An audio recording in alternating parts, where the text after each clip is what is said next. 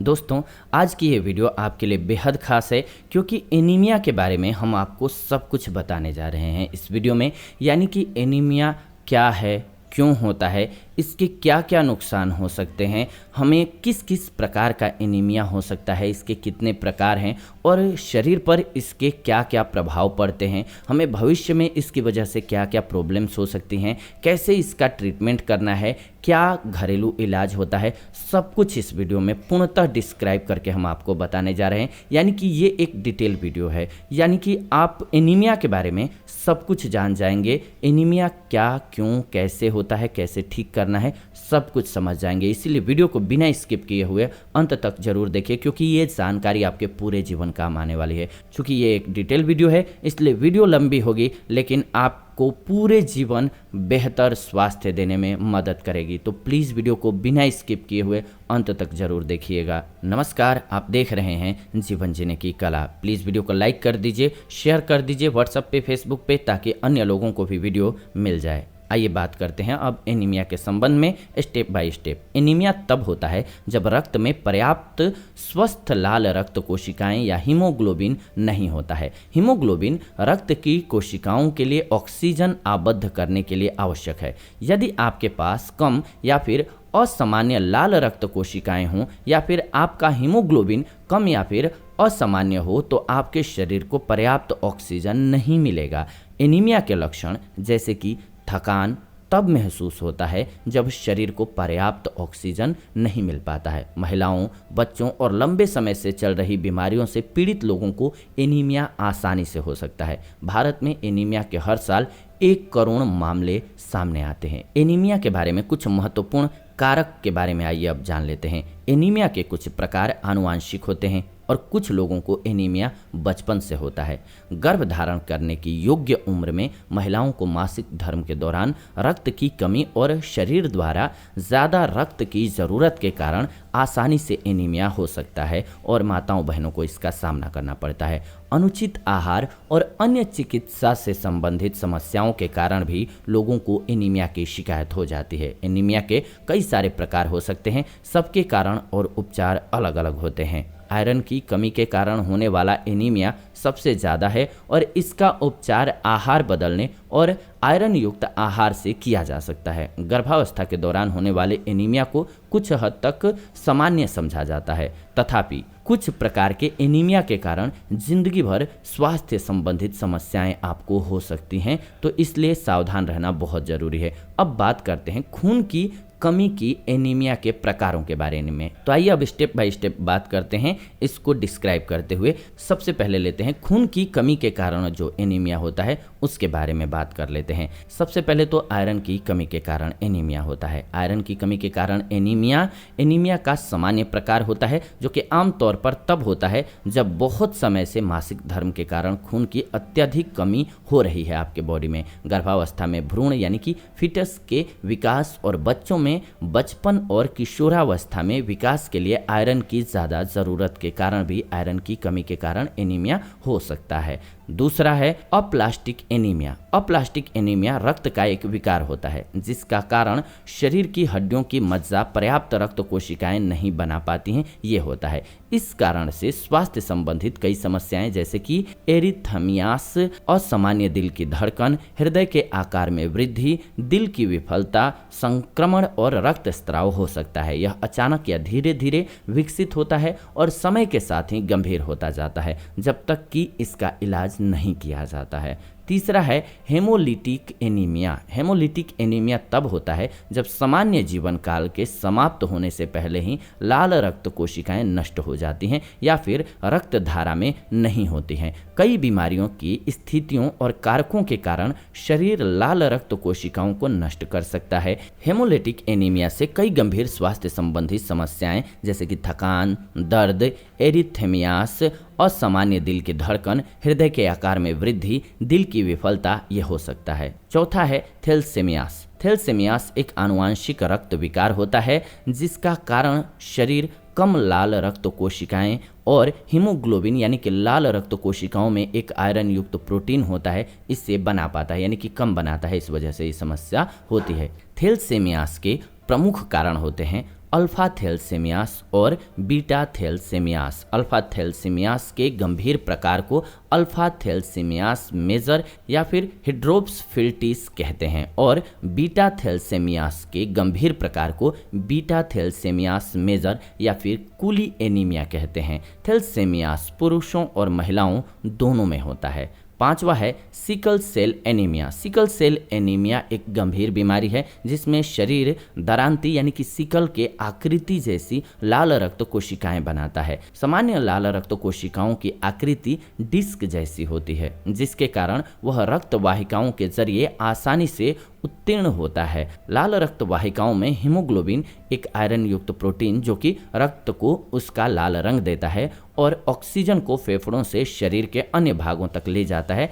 इसका नाम प्रोटीन होता है इसकी वजह से। तो अब आइए जानते हैं अगला पॉइंट यानी कि 6 नंबर कौन सा एनीमिया है, पर्नीशियस एनीमिया। जी हाँ, पर्नीशियस एनीमिया में शरीर पर्याप्त लाल रक्त कोशिकाएं नहीं बना पाता है क्योंकि शरीर में पर्याप्त विटामिन B12 यानी कि भोजन में पाया जाने वाला पोषक तत्व होता है B12, ये नहीं होता है। जिन लोगों को पर्नीशियस एनीमिया होता है वह शरीर में एक प्रकार के प्रोटीन की कमी के कारण पर्याप्त विटामिन B12 का अवशोषण नहीं कर पाते हैं। विटामिन B12 की कमी कई और स्थितियों और कारकों के कारण भी हो सकती है। 7वां है फेंकोनाइन एनीमिया या फिर इसे FA भी बोलते हैं। एक आनुवांशिक रक्त विकार है ये जिसके कारण हड्डियों की मज्जा की विफलता हो सकती है।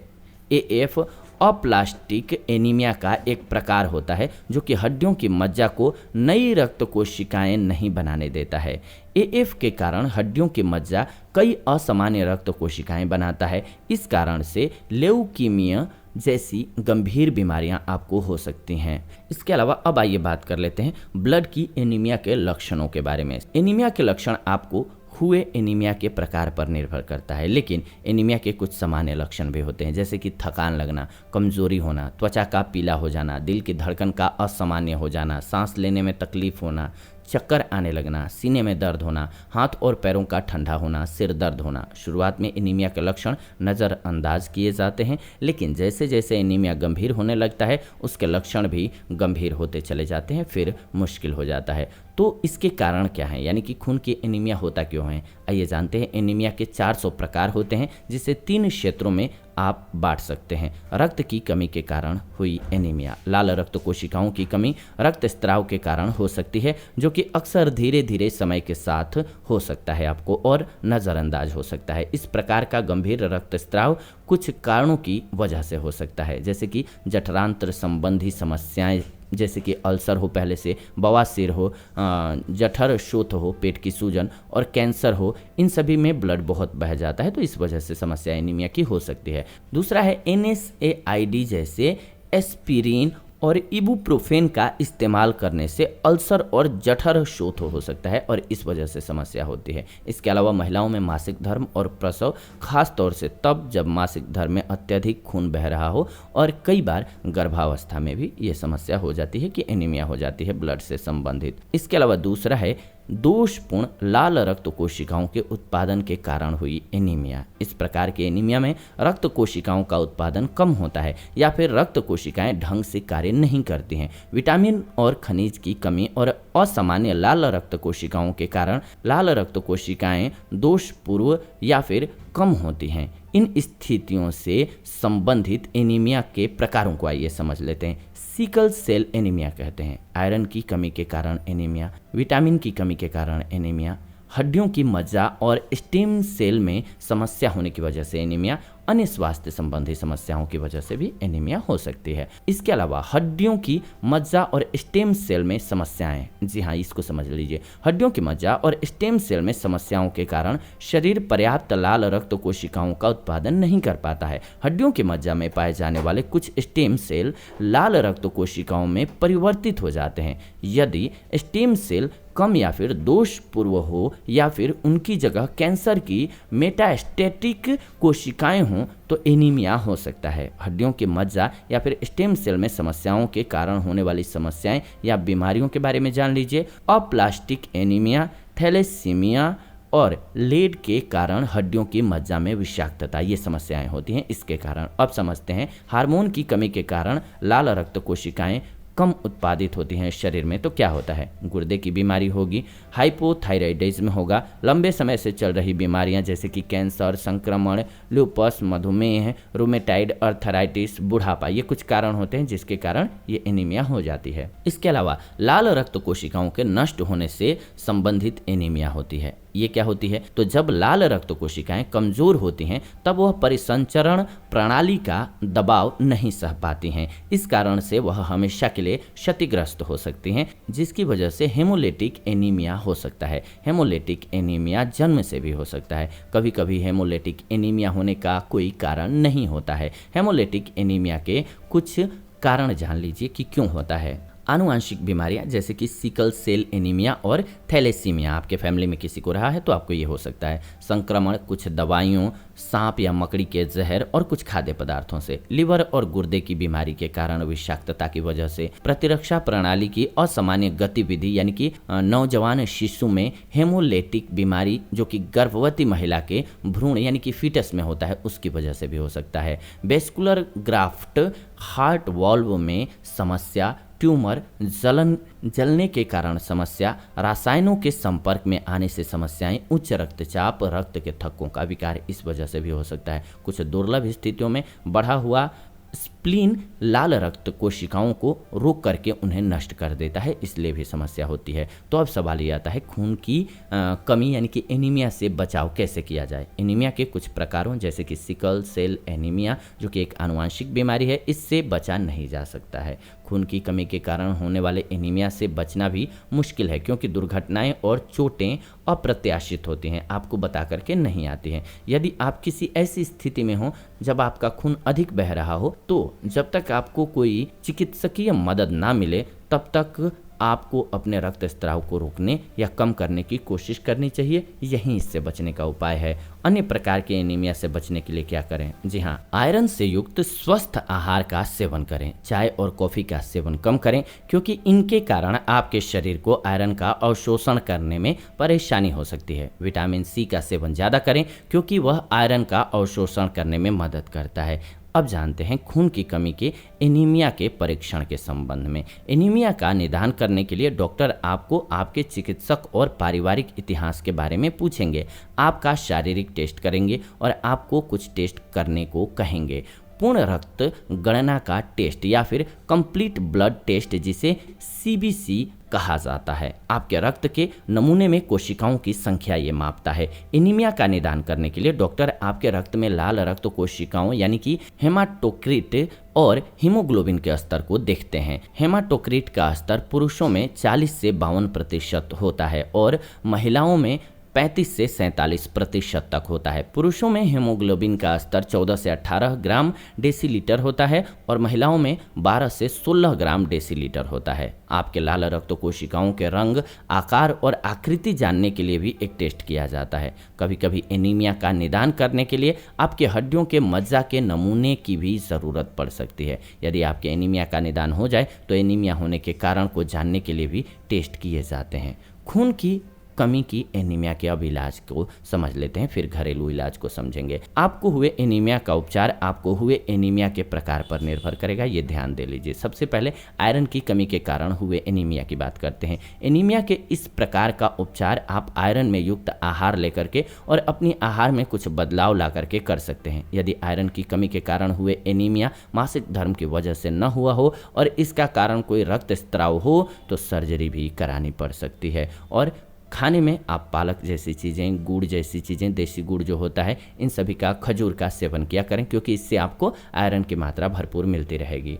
नंबर 2, विटामिन की कमी के कारण हुआ एनीमिया। विटामिन B12 और फॉलिक एसिड की कमी के कारण हुए एनीमिया का उपचार आहार में बदलाव ला करके विटामिन B12 और फॉलिक एसिड में युक्त आहार का सेवन करके किया जा सकता है। यदि आपके पाचन तंत्र को विटामिन B12 का अवशोषण करने में समस्या होती हो तो आपको विटामिन B12 के इंजेक्शन करवा लेने चाहिए, ले लेने चाहिए, इसकी आवश्यकता होती है। आपकी स्थिति के अनुसार आपको 1 महीने तक या फिर जिंदगी भर भी इंजेक्शन लेने पड़ सकते हैं। आप आपका शरीर कैसे रिएक्ट करता है ये जांच करने के बाद भी बताया जा सकता है। इसके बाद लंबे समय से चल रही बीमारी के कारण हुए एनीमिया की बात कर लेते हैं। इस प्रकार के एनीमिया का कोई उपचार नहीं होता है। डॉक्टर आपको चल रही बीमारी का उपचार करने की कोशिश करते रहेंगे। यदि आपको हो रहे लक्षण गंभीर हो जाएं तो आपका रक्त आधान किया जाएगा या फिर आपको कृत्रिम एरिथ्रोपोइटिन, एक प्रकार का ये प्रोटीन होता है जिसका उत्पादन आपके गुर्दे में होता है, इसके इंजेक्शन दिए जाएंगे जिससे कि लाल रक्त कोशिकाओं के उत्पादन को बढ़ाया जा सके और आपको हो रहे लक्षणों का उपचार किया जा सके। इसके अलावा अब बात करते हैं अप्लास्टिक एनीमिया के बारे में। अप्लास्टिक एनीमिया के उपचार के लिए रक्त में लाल रक्त कोशिकाओं के स्तर को बढ़ाने के लिए रक्त आधान करने की आवश्यकता हो सकती है। यदि आपकी हड्डियों के मज्जा में कोई समस्या हो जिसके कारण वह स्वस्थ रक्त कोशिकाएं न बना पा रही हों तो आपको हड्डियों के मज्जा का प्रत्यारोपण करने की भी आवश्यकता हो सकती है। नंबर 5, हड्डियों की मज्जा से संबंधित एनीमिया। ऐसे एनीमिया के उपचार के लिए आपको दवाइयों, कीमोथेरेपी या फिर हड्डियों के मज्जा का प्रत्यारोपण कराने की आवश्यकता हो सकती है। अब बात करते हैं हेमोलिटिक एनीमिया के संबंध में। हेमोलिटिक एनीमिया के उपचार के लिए जिन दवाइयों के कारण हेमोलिटिक एनीमिया हो सकता है, प्रतिरक्षा प्रणाली कमजोर हो सकती है या जो दवाइयां आपकी लाल रक्त कोशिकाओं को हानि पहुंचा सकती हों उनका सेवन न करें और हेमोलिटिक एनीमिया से संबंधित संक्रमणों का इलाज करवाएं।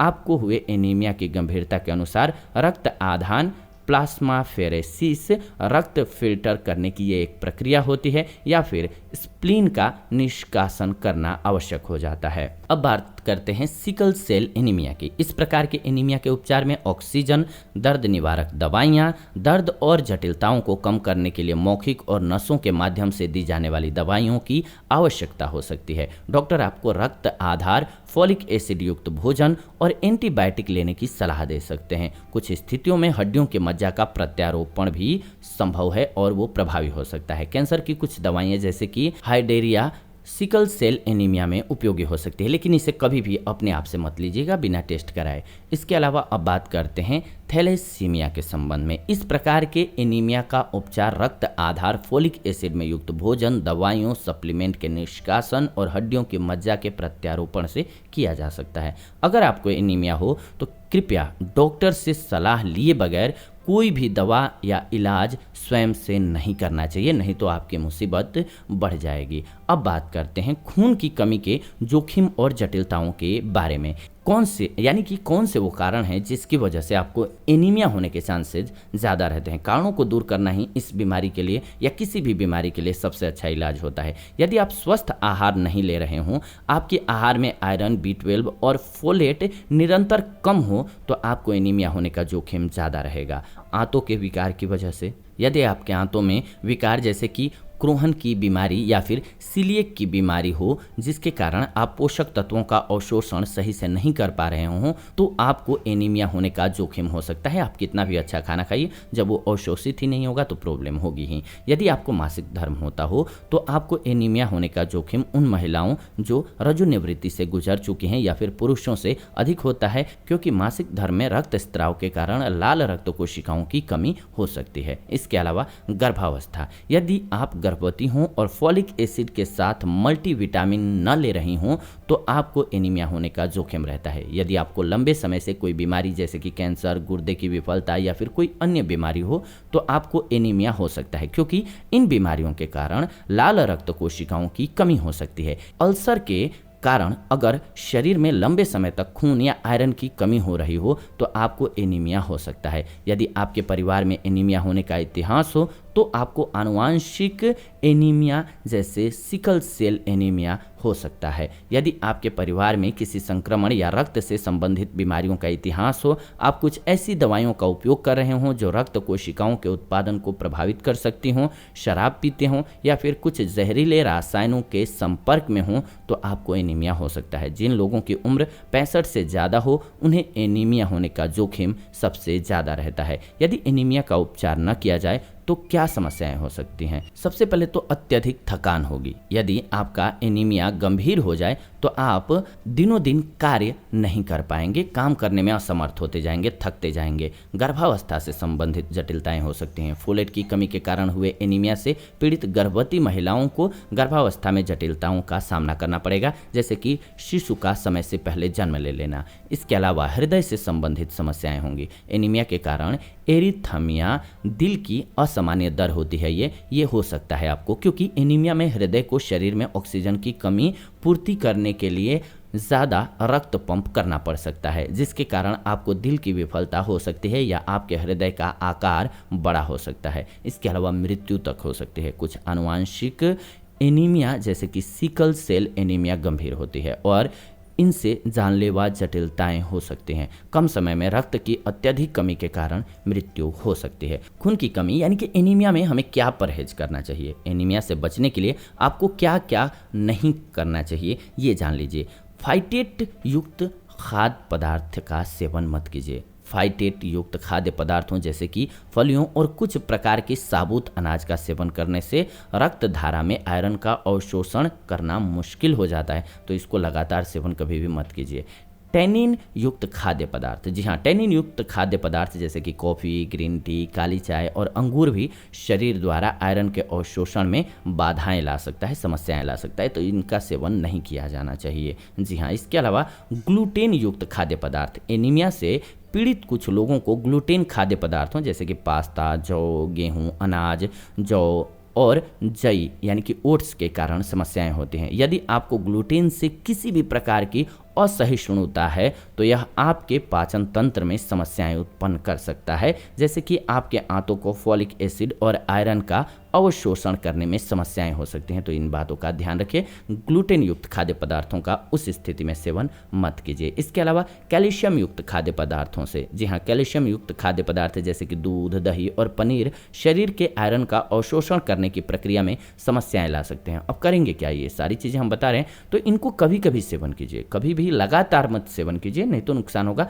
रोटेट करके कीजिए, फिर आप सुरक्षित रहेंगे। इसके अलावा शराब मेजर रीजन है। जिन लोगों को फोलेट की कमी के कारण एनीमिया हुआ हो तो उन्हें शराब के सेवन को पूरी तरह से बंद कर देना चाहिए या बहुत कम करना चाहिए, क्योंकि यह शरीर को फोलेट का अवशोषण नहीं करने देता है और इस वजह से समस्याएं बढ़ने लगती हैं। तो सवाल ये आता है कि क्या न खाएं, तो समझ गए, तो क्या खाएं ये भी समझ लेते हैं। आइए कि किन किन चीज़ों का सेवन करना चाहिए। सबसे पहले तो पालक। पालक क्यों? क्योंकि इसमें calcium, vitamin A, vitamin B9, vitamin E, vitamin C, iron, fibre, beta carotene मौजूद होता है जो कि शरीर को स्वस्थ रखता है। सोयाबीन, सोयाबीन आयरन और प्रोटीन से युक्त होता है। चुकंदर, चुकंदर आयरन युक्त होता है। यह आपके लाल रक्त कोशिकाओं को ठीक और पुनर्सक्रिय करता है। जब आपकी लाल रक्त कोशिकाएं पुनर्सक्रिय हो जाएं तो आपके शरीर के सभी अंगों को ऑक्सीजन मिलेगा और चुकंदर का सेवन करने से एनीमिया का उपचार करने में मदद मिलेगी। आप चुकंदर को अन्य सब्जियों के साथ ले सकते हैं या फिर